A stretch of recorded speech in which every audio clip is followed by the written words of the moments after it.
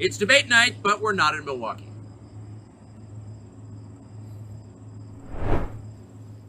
Mr. President, thanks for joining us. Thank you. Why aren't you at the Fox News debate tonight in Milwaukee? Well, you know, a lot of people have been asking me that, and many people said you shouldn't do them, but you see the polls have come out, and I'm leading by 50 and 60 points. And, you know, some of them are at 1 and 0 and 2. And I'm saying, do I sit there for an hour or 2 hours, whatever it's going to be, and get harassed by people that shouldn't even be running for president? Should I be doing that?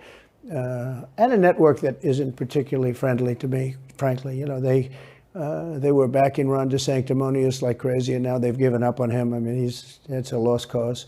It reminded me very much of 2016. You know, in 2016, I went through the same stuff and had to fight them all the way, and then they became very friendly after I won, or just about when I was winning. But I just felt it would be more appropriate not to do the debate. I don't think it's right to do it. If you're leading by 50, 60, I have one problem leading by 70 points, and I'm saying, why am I doing it? And I'm going to have 8 people, 10 people, whoever made the debate, I don't know how many it is, but I'm going to have all these people screaming at me, shouting questions at me, all of which I love answering, I love doing, but it doesn't make sense to do them. So I've taken a pass, as you probably noticed. Well, I did. I'm grateful that you did. It's interesting, though, because you spent a lot of your career in television. Yeah. You had a top show in television on NBC. But you don't feel the need now running for president to do television, obviously. Do you think television is declining? Well, according to a poll that I guess we just saw, it just came out where it's down like 30, 35%, but I think they were referring to cable. I think cable's down because it's lost credibility. MSNBC, or as they say, MSDNC, is so bad. It's so wrong what they write and what they do and what they say. It's, you know, it's fake news, as I said. I think I came up with that term. I hope I did, because it's a good one. It's not tough enough anymore. It's corrupt news. You know, really what you do is call it corrupt news, but somehow that doesn't play as nicely. But it is corrupt news. So you have MSNBC and you have CNN, who's absolutely doing no ratings at all. I mean, they're dead. But they're doing none because they don't have credibility. They really don't have credibility. Fox is way down, as you know. And the good old days are long ago. I will say this, it could come back, but they just don't have a lot of credibility. Tucker, you know that perhaps better than anybody. I think it was a terrible move getting rid of you. You were number one on television, and all of a sudden we're doing this interview, but we'll get bigger ratings using this crazy forum that you're using than probably the debate or competition. When you say there are people on stage who shouldn't be running for president, who do you mean? Well, I don't want to really use names, but it wouldn't matter too much. A guy like, I call him Ada Hutchinson. It's Asa, but I call him Ada. Why do you call him Ada? You know, I could tell you, but I don't want to get myself in a little trouble. But he's weak and pathetic, and he was, I never understood the guy, never knew him. He was the governor of Arkansas, not a very popular guy. I don't know how but that state is such a great state. The people are so incredible in that state, and they love me and I love them. How does this guy get elected governor of Arkansas? But he's nasty always, and has been. A guy like Chris Christie, the guy left with a 8%, think of it, 8% approval rating in New Jersey. Now he's running for president. And he runs solely on the basis, oh, let's get Trump. He's like a savage maniac. He's like a lunatic. And that's all he talks about. His poll numbers are very, very low. He's about 2%. What's he like? You know him well. No, I've been friendly with him over the years, but I couldn't give him a job because I just never trusted him very much. I was just never one of his people that really trusted him. I never gave him the job. And that's one of the reasons he feels so hurt and so betrayed. And I understand that. I really do. I understand it. But I never gave him. You know, he wanted to be different things. He was looking at different elements of the administration, and I decided I didn't want to do it. And now I'm glad I did, because you see, but you know, we had some great people. I had great people. We'll have even better people if we do this, because now I know Washington. Before I didn't know Washington. But guys like Bill Barr were terrible. I mean, they were, I would say, Bushies. I say that with respect to the Bush family, but they were Bushies, and it doesn't work out for us. It was clear, this is kind of far afield, but it was just interesting. I read Barr's account of his time. He wrote a book about it, right? His autobiography. And in it, he lies about Jeffrey Epstein's death. clearly lies. Do you think Epstein killed himself sincerely? I don't know. I will say that, he was a fixture in Palm Beach. Yeah. I don't know what Barr said about it either. I have no idea what he said. What did he say? He killed himself, probably? He said he killed himself and that they were going to do this investigation. They never did the investigation. It's never been public. Well, and they hid it. And why are they doing that? And clearly Barr knew. But why would Bill Barr be covering up the death of Jeffrey Epstein? Bill Barr didn't do an investigation on the election fraud either, okay? He said he did, and he pretended he did, but he didn't. McSwain, the U.S. attorney in Pennsylvania, Philadelphia, said Barr just wouldn't let him do it. It was crazy.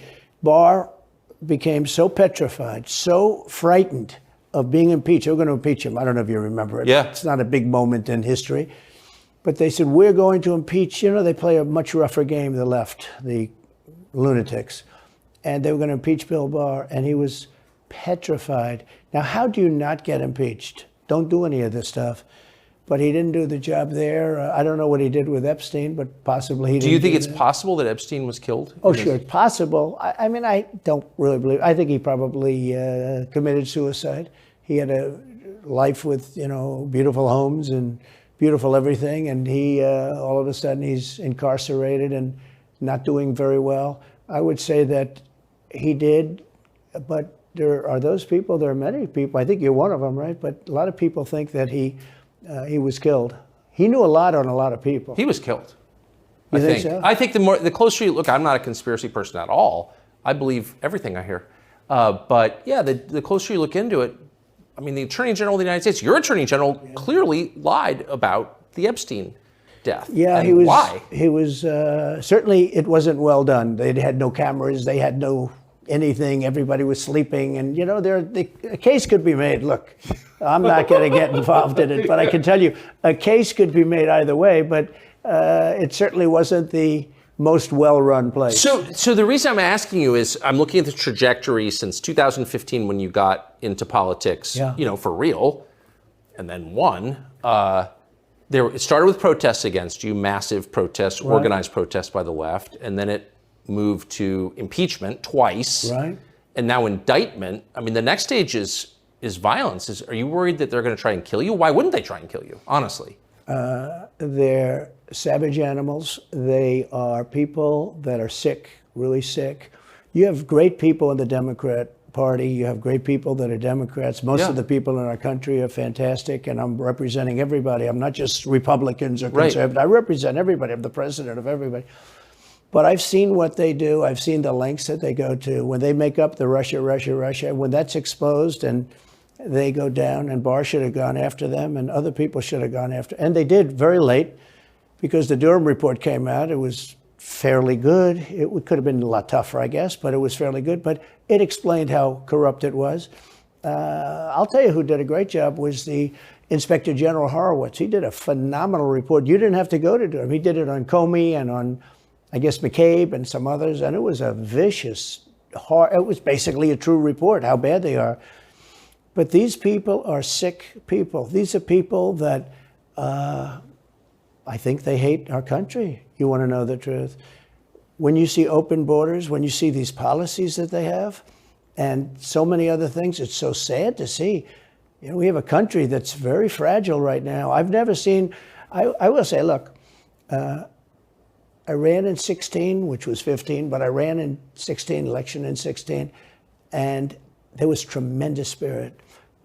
In 20, there was even more spirit. We got millions and millions more votes. It wasn't even a contest. People said, well, what'd you think of 20? I said, we did much better. We did.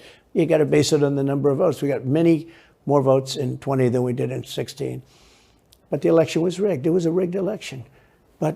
And with COVID, they used COVID to cheat in a lot of different things, and we have so much on it. It's like so easy. But we had judges that didn't want to look. We had people who didn't want to get involved. They called you, he's a conspiracy theorist if you say anything about the election. But I have never seen spirit like there is right now. Even coming down here, just the people on the road that are just absolutely going crazy. And the reason is, I think they like me, and I know they love my policies. I hope they like me too. A lot of people say they don't like me, but they like my policies. I think they like me.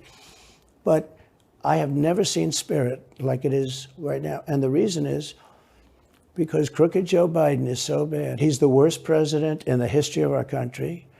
I don't think he's going to make it to the gate, but you never know. But he's a corrupt person, so corrupt that I took the name off Hillary. I don't do two people at one time. I took the crooked Hillary and I retired the name. That was a good day for her. I bet she was very happy. And I used it for Joe because it's crooked Joe. But Joe is really... But you don't think he's going to make it to November of 24? Well, I think he's worse mentally than he is physically. And physically, he's not exactly a triathlete or any kind of an athlete. You look at him, he can't walk to the helicopter. He walks, he can't lift his feet out of the grass. It's only 2 inches at the White House, right? That's not a lot. But you watch him, and it looks like he's walking on toothpicks. And then you see him on the beach where he can't lift a chair. Those chairs are meant to be light, right? They're like 2 ounces. You lift them up. He can't lift the chair. He can't walk to the chair. And I don't know what they're doing with the beach. This beach is seeming to play a big role, but they love pictures of him on the beach. I think it looks terrible on the beach. It looks terrible on the beach. Skinny legs. Well, he can't walk through the sand. Sand is not that easy to walk through, but when he walks through it, he can't walk through the sand. And there's somebody in there that thinks he looks fabulous at the beach. I think he looks horrible at the beach. Plus, the beach doesn't represent what a president's supposed to be doing. You're supposed to be working. You're supposed to be getting us out of that horrible, horrible war that we're very much involved in with Russia and Ukraine. You could do that. You could do that very easily. I believe you could do that I don't believe he could do it because he's just incompetent. But that's a war that should end immediately, not because of one side or the other, because hundreds of thousands of people are being killed. Can you imagine you're in an apartment house and rockets are going into that building and blowing it up and knocking it down? And why should anybody, human beings, these are human, whether they're Russian or Ukrainian or whatever they are, it's got to be stopped. And it can be stopped very easily. It would have never started. If I were president, it would have never started. So back to Biden, I'm interested. So you think he's failing? He obviously is failing. I think it's clear to everybody. But that would make Kamala Harris the candidate? Well, not really. I mean, I guess they'd have maybe a free-for-all. A lot of people say she has to remain for certain reasons the candidate. She has to. I don't think that's true, actually. I don't think that other people would stand for it. She has some bad moments. Her moments are almost as bad as his. I think his are worse, actually. Yeah. But she seems pretty senile, too. She speaks in rhyme.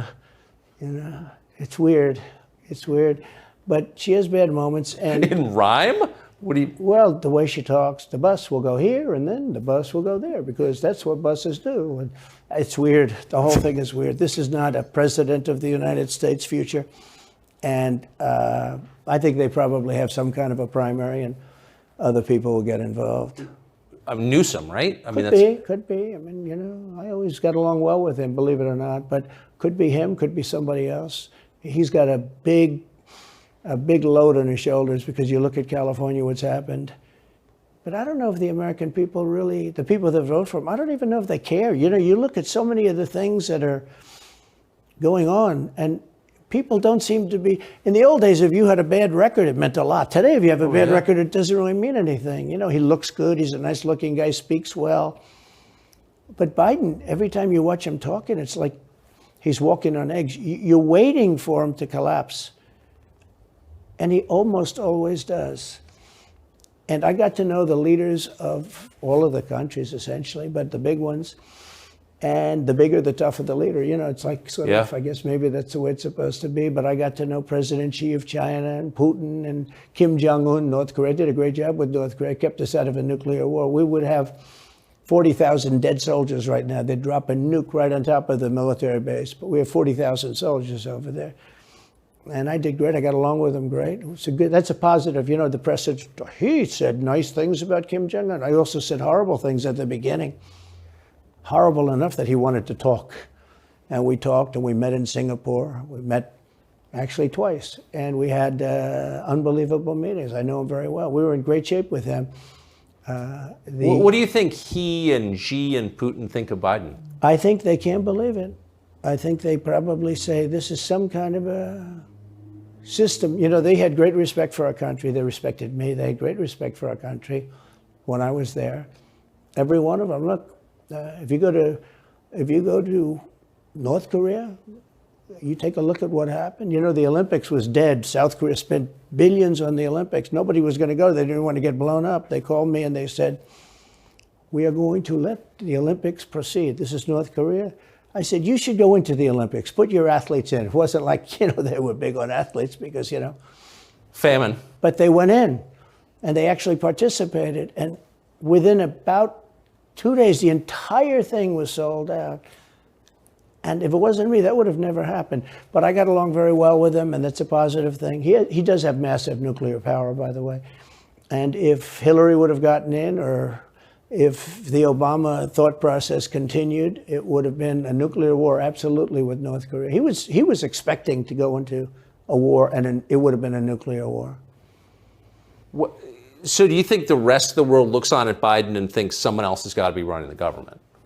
Well, somebody else has to be.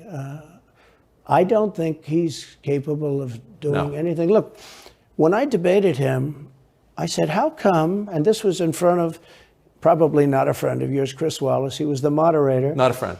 I said, why is it he wants to be Mike, but he doesn't have the talent? It's one of those bitchy little man. He wanted to be his father, but he didn't have the talent of his father was great. His father, a little fussy man. His father interviewed me in 60 Minutes. It was actually a 10. Can you believe it? No, I totally believe. His father had talent, at least. I may have been the only guy that he gave a good 60 Minutes to. He was rough. Really? His father was tough. He was great, though. He was great at what he did. But Chris Wallace was so upset. He was guarding this guy who wouldn't do a show, by the way. You know, he wouldn't do. I figured I didn't mind Chris Wallace because Biden wouldn't do a show. And it was very obvious. You know, he kept asking him and asking, but he wouldn't do the show. So I figured he's got to like me. But he came from a different planet.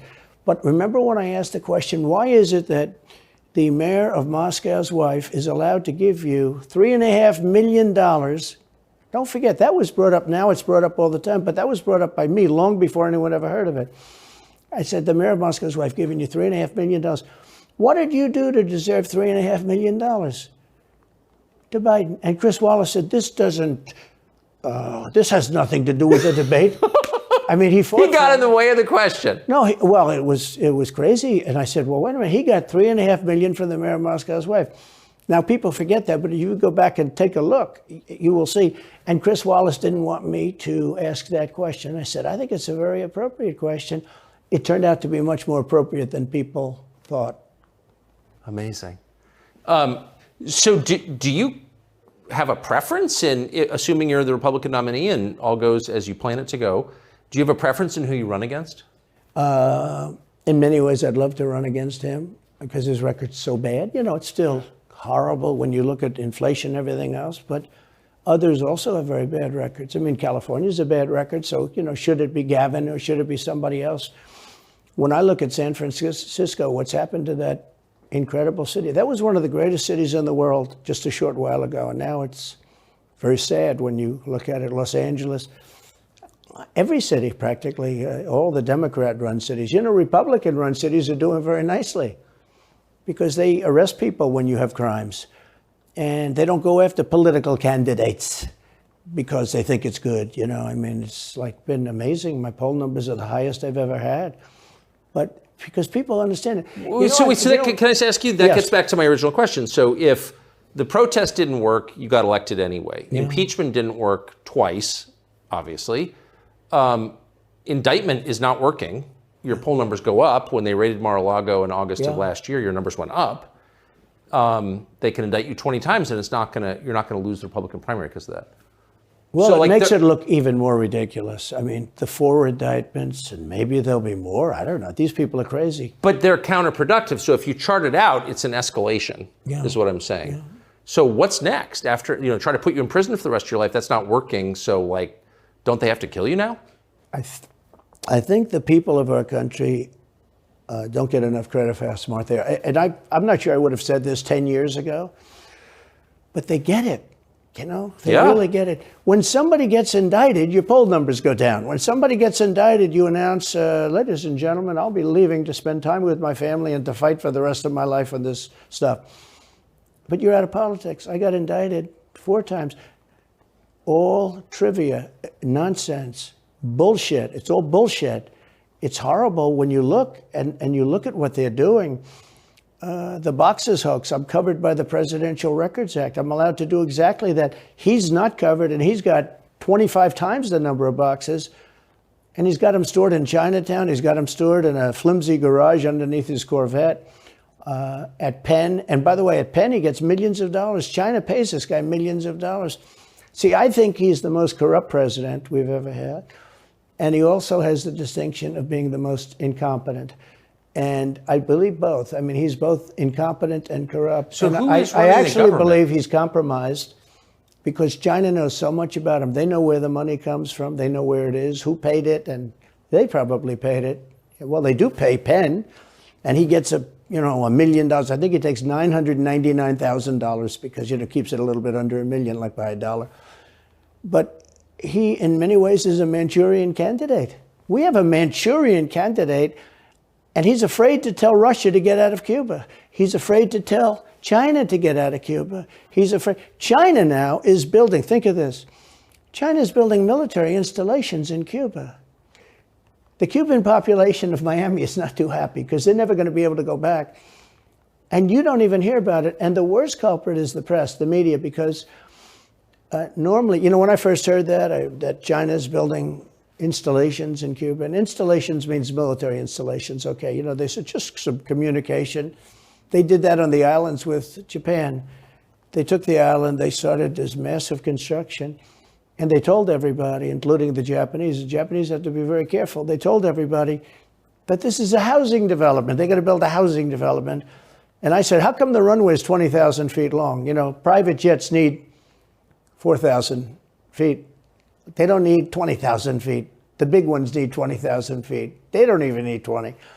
And I looked at the runway. I said, that's the largest runway ever built, both in width and length, for housing development. There's nobody that has a plane that big that you would have a runway that's Why is for China testing. allowed to conduct imperialism in our hemisphere? Well, yeah, and it's far beyond Cuba. It's all over South America. Yeah, in the Caribbean. So we built a thing called the Panama Canal. We lost 35,000 people to the mosquito, malaria. Yeah. We lost 35,000 people building. We lost 35,000 people because of the mosquito.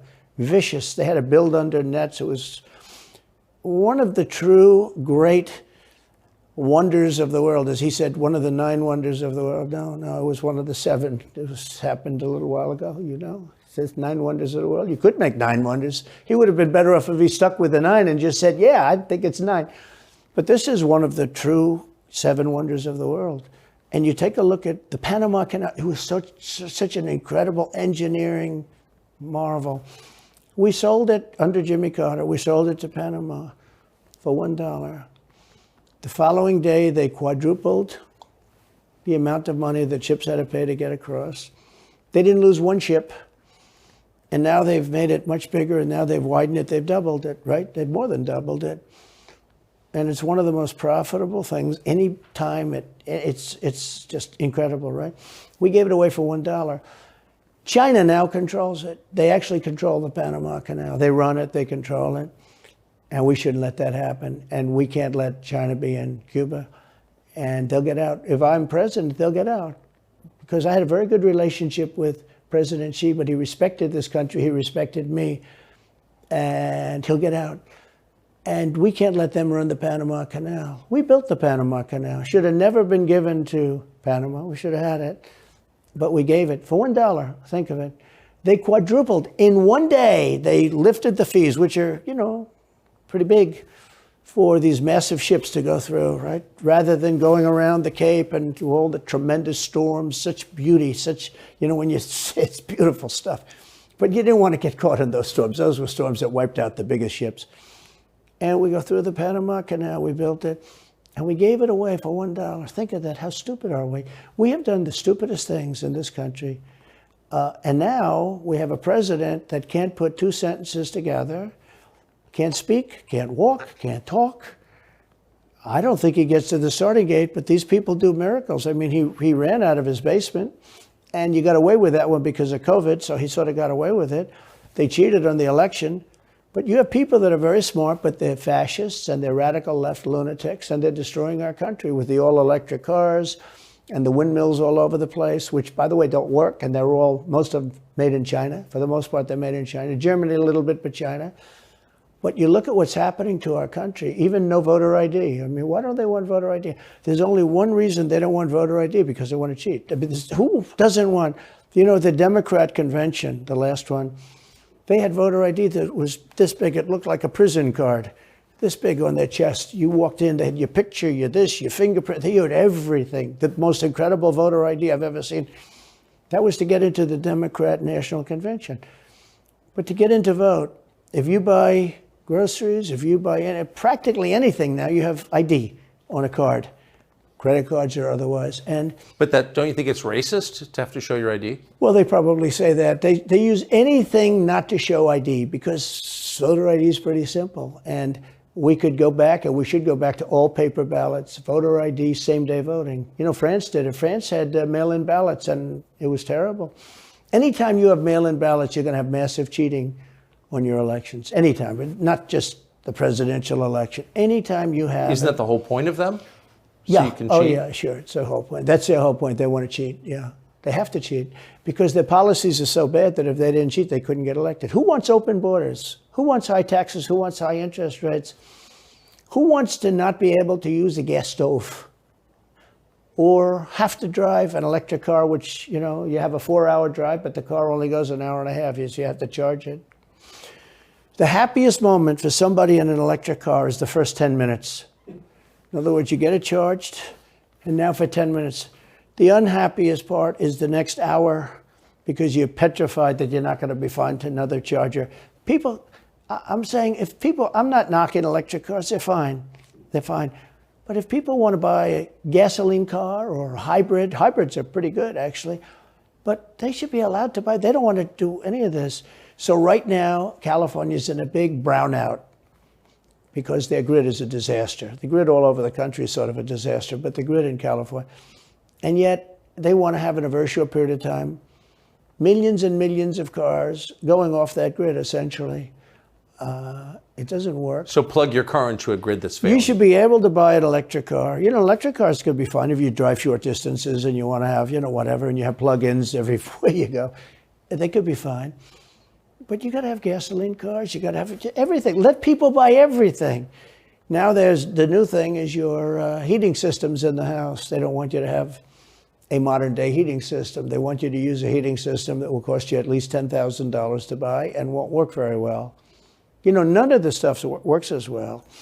One of the things I did with EPA is you have states, many states, most of the states have so much water. It comes out of heaven, right? The water pours down and you have it. It's there. It's got to go wherever it goes, into the oceans, whatever. It's not like a big problem. Now, in some states, they have a problem. You have some desert areas and all, and for that, it's okay. But they have sinks where no water comes out. You turn it on, no water comes out. No water comes out of the shower. No water is allowed to go into the washing machine for your dishes or for your clothing or what. And I avoided all of that. Wait, they have sinks where no water comes out? Sure, you have restrictors. When I say no water, very little water. You want to wash your hands, right? Yeah. And you've seen this, and you turn on the sink and it's very little. Or you want to wash your beautiful hair, right? And you're standing under a shower. Then the suds never go. The water comes out very slowly. I'm sure you've seen this. It usually takes place in new hotels and new homes. Yeah, you take a drill and take the They have limiter out. Well, you can, but now they make it so you can't do that so easily. They have a restrictor. It's called a restrictor, and it restricts the water from coming out. So I ended all of that, and you have to see these. They let the water come out. You know what people do? They wash their hands like 5 times longer, or in the washing machine, they'll press for their, let's say the dishwasher. They'll press it. Then they'll press it about 7 or 8 times. Yeah. They'll end up using more water, and it still won't be very good. I met with the head of Whirlpool. They were practically going out of business during my administration, and they said to me, from Ohio, incredible, great state, I love Ohio, and they were really doing badly because people were dumping washing machines all over, mostly from South Korea, but also from China. And he was explaining it's just a terrible situation. I said, let me ask you, how's the quality? He says, we're better, but they are good enough quality. But, of course he's going to say that, but, they are better. He said, but they don't allow us. They're dumping these machines. They're cutting us in half. They're killing us. And on top of it, the government won't let us use water in our machines. I mean, he shows me like a quarter of a bottle of water. That's supposed to be washing clothing. And I freed it all up, and I put tariffs on these countries that were selling and the machines coming into the country. And that company went from all the washing machine companies, they make washing machines, they make dryers, they make all of the different machines that do this kind of work, including dishwashers. And they went from a disaster area to being just thriving. But can I ask, they love me in that part of Ohio. Well, I bet they do, but why should EPA, no one at EPA was elected by anybody, why do they have the power to decide how much water your washing machine uses? Shouldn't Congress in a democracy get to vote on that? Yeah, you could say that. They do things that are not very... So how do you, that's my question, how do you, if you get elected again, you go back to Washington, how do you keep the agencies under control? How do you keep FBI and CIA specifically under control? The way you do it, like I fired Comey, that was a big deal. A lot of people said, and I fired him very early. Somebody said, oh, I wish you would have fired him. There was a real question about firing him. Anyway, you understand, because, when they have a 10-year term, there is a question. I fired Comey. That was a great thing. If I didn't fire Comey, maybe I wouldn't be talking to you, or I'd be talking to you about real estate or something else other than politics, right? That was a coup, in my opinion. That was a very sick deal. That was the insurance policy. You remember the insurance policy? Oh, she's going to win, darling. She's going to win.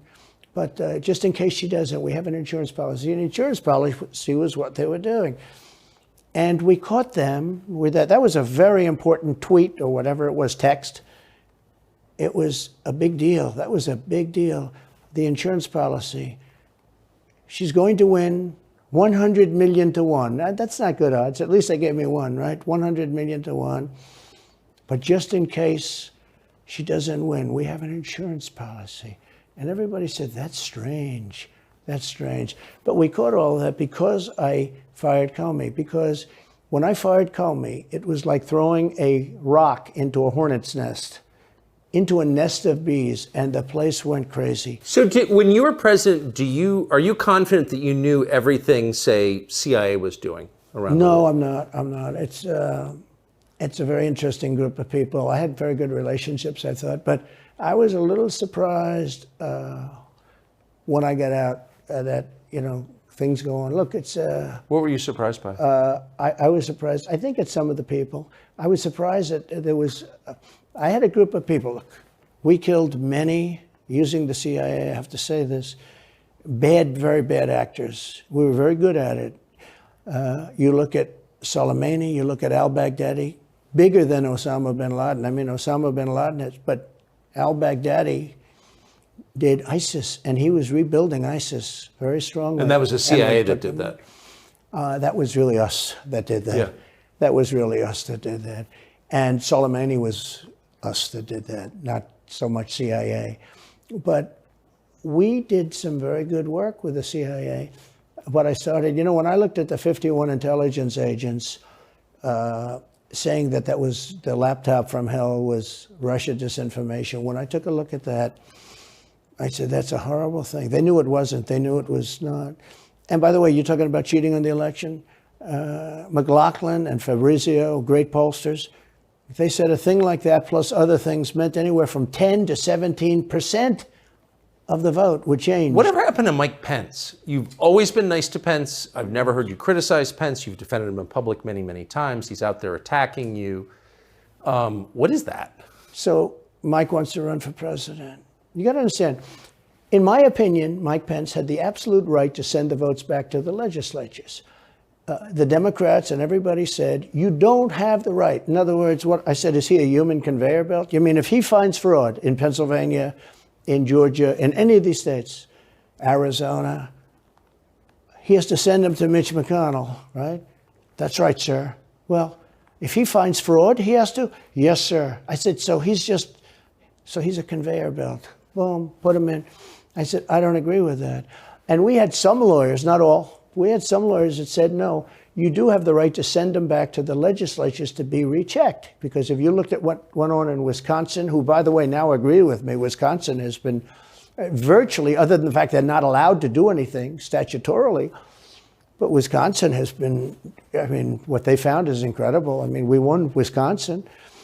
But Mike Pence had the right, in my opinion, to send him back. Do you ever talk to him now? No, I haven't spoken to him in a long time. I was very disappointed in him. I didn't want to do what Thomas Jefferson did. Thomas Jefferson, it was Georgia. And it was, hear ye, hear ye, the great state of Georgia is not capable or allowed to tabulate their votes. And Thomas Jefferson, who was the vice president, said, is Georgia sure that they cannot tabulate their votes? Georgia is sure. He didn't send him back and have him redo it. He said, we will keep the votes of the great state of Georgia for Thomas Jefferson and his president. I didn't ask him for that. Could have done that too, but I didn't. I thought that would be turmoil. I asked him to send him back to his legislature, to the legislatures, you know, in Wisconsin, let's say. But why didn't he? I mean, you'd worked together for 4 years. You're the president. He's VP. You say you're aligned on everything. I think he got very bad advice. I really do. Now, let me tell you what happened. I sat there with a few people. I think his lawyer was in the room too. His lawyer was very much against it. There were other lawyers that felt you could do it. It was one of those things. I think you could have done it. I think you can always do something if you see fraud or if you see problems. But it's very interesting. So after the election was over, the rhinos got together with the Democrats and they redid the election, so you couldn't do it anymore. So then I called the people. I said, so in other words, you're saying I was right. You could do it. Yes, you could do it. In other words, they took the Voting Act and they redid it so the vice president no longer has the power to do what I said he could do. So when that happened, I said, wow. And you know, you'd look some of these Democrats in the eye and they'd say, he has absolutely no right to do it. And immediately after the election, they met rhinos, could name them all, and Democrats, and they approved legislation that takes away the right of the vice president to do it. So I said, so you're saying I was right. The vice president did have the right to do it, and they said, yes, he did. So if you're saying they stole it from you last time, why wouldn't they do the same this time? Oh, well, they'll try. They're going to be trying, yeah. And not only me, you know. Look, DeSantis is out. I think he's gone. So he was at a level. People have figured him out. He's gone. But if somebody else got in, other than me, they'll go at him just as viciously as they did me. These people are sick. They will go after them. And a lot of people say they won't be able to hold up. I do get credit for holding up quite well, I must tell you. I think it's... How do you do that? How do you get indicted, you know, every week and stay cheerful? I think it's a lot easier because I'm so high in the polls, because it means the people get it.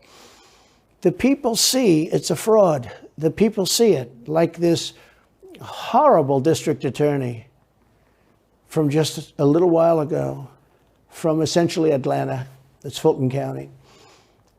She said, basically, I don't have any right to challenge an election. Well, what about Stacey Abrams? What about Hillary Clinton? What about all of these Democrats that are still challenging my election? The same people that are saying he's challenging an election challenged my election.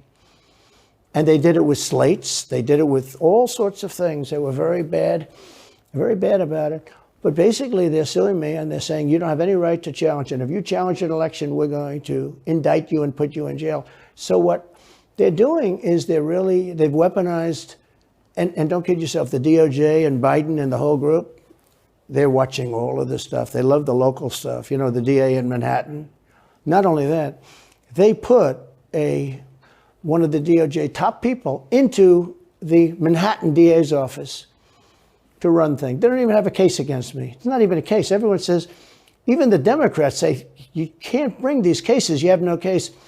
The Attorney General or the District Attorney, Fannie Willis, in Atlanta, she's getting killed. Basically, she's saying Trump doesn't have the right to criticize an election. But you've been around long enough now. You've seen many elections criticized. I mean, Hillary Clinton goes crazy. Every time she talks, she says, he's not the president. Jimmy Carter said, he's not the president. Well, I am the president. Hillary Clinton called me, by the way, at 3:02 in the morning to congratulate me the night of the election. Did her voice crack? Well, her voice was, it's very different, I will say. I won't get into that. But What do you mean? her voice was very different. Don't forget, they were all celebrating at 5 o'clock in the afternoon. And I came home and I said, you know, I think we won. I felt we won because the rallies are so big. You know, we'd go to Wisconsin and we'd go to Georgia. We'd go to different states. In Michigan, we'd have rallies. In Pennsylvania, we had 58,000 people in Butler. And I said, you know, how are we losing this? How do you have a rally where you have from 50 to 100,000 people, many of them? You know, I did 7 a day for a couple of days. That's a lot. That's a lot. These are big rallies, too. And I didn't hold back. I didn't say, let's make them let's do abbreviations, right? But they challenged the stuff. Yeah. Hillary called me up and conceded. Now, the word is that Obama said you have to do that. But she called up and totally conceded. But now, you know, every time you see her on television, she's saying, like, well, she's challenging the election. Do you think... So that would mean that she should be indicted, but that would mean also that Stacey Abrams in Georgia should be indicted because she still thinks she won the election for governor. She still thinks that. She's never recanted. And do you think Stacey Abrams will be indicted for that? No, of course not. She won't be. The Democrats don't get indicted for things like that. They don't get impeached. No, it's a different thing. With that being said, yes, I had great support when they did impeachment hoax #1 and impeachment hoax #2. Jim Jordan, the House was fantastic. And actually the Senate was very good for me, other than, you know, Mitch McConnell. I think if he had, it's too bad I endorsed him. He was begging, he was going to lose that race, and I endorsed him, and he ended up winning the race because of my endorsement. He was down, he was going to lose to Amy McGrath. She was $90 million in cash, all set to go. She was leading by 3. He was going down. I did him a favor, and then 3-4 months later, he really wanted to impeach me. He's a bad guy. But if you look at what's going on politically, it's so interesting. The level of loyalty is different in politics than it is in normal life, I will say. With that being said, I've had great loyalty also. But the House was fantastic. The Senate was very good. You know, they overrode Mitch McConnell. Mitch McConnell, in my opinion, was trying to get senators to impeach me, especially for the second one. And on the first one, he acted very, very slow. He should have gone much faster. But Mitch McConnell wanted to, and the senators went up to him, guys that are subservient to him because he gives money. You know, he gives them money. He gives them a lot of money. He raises some money and he gives it to them, and therefore they do what he said. That's the only form of leadership he's got. So last question, if you're elected president again, what's your number one priority? When you ran last time, you said, I will build a wall. This time, your bottom line top promise to the country. So you can do numerous things at the same time. Of course. But let's say number one is a border and taking hundreds of thousands of criminals that have been allowed into our country and getting them out and bringing them back to their country, Guatemala. By the way, not only the 4 countries that we think of as neighbors, all over the world. Last month, we had 149 countries represented. Think of it. We had 149 countries represented, Tucker, from places that many people never even heard of, coming into our country. And they're coming in from mental institutions, and they're coming in from prisons. They're emptying out their prisons all over South America. They're emptying out their mental institutions. Terrorists are pouring into our country. We have no idea. I had the strongest border in the history of our country, and I built almost 500 miles of wall. You know, they like to say, oh, was it less? No, I built 500 miles. In fact, if you check with the authorities on the border, we built almost 500 miles of wall, and I had another 200 that I was going to build. You know, it's like water, it seeks. And we're going to build another 200. We built it. It was all set to go. All they had to do was install it. It would have taken 3 weeks, and that's when I found out. I said, I think these people actually want open borders. The first thing I would do would be I would seal up the border good and tight, except for people that want to come in legally. Do you think we're moving towards civil war? There's tremendous passion and there's tremendous love. You know, January 6th was a very interesting day because they don't report it properly. I believe it was the largest crowd I've ever spoken before. And you know some of the crowds I've spoken before. And like July 4th on the Mall. I think they had 1 million people there. But I think that the biggest crowd I've ever spoken before was on January 6th, and people that were in that crowd, a very, very small group of people, and we said patriotically and peacefully and patriotically, right? Nobody ever says that. Go peacefully and patriotically. But people that were in that crowd that day, very small group of people, went down there, and then there are a lot of scenarios that we can talk about. But people in that crowd said it was the most beautiful day they've ever experienced. There was love in that crowd. There was love and unity.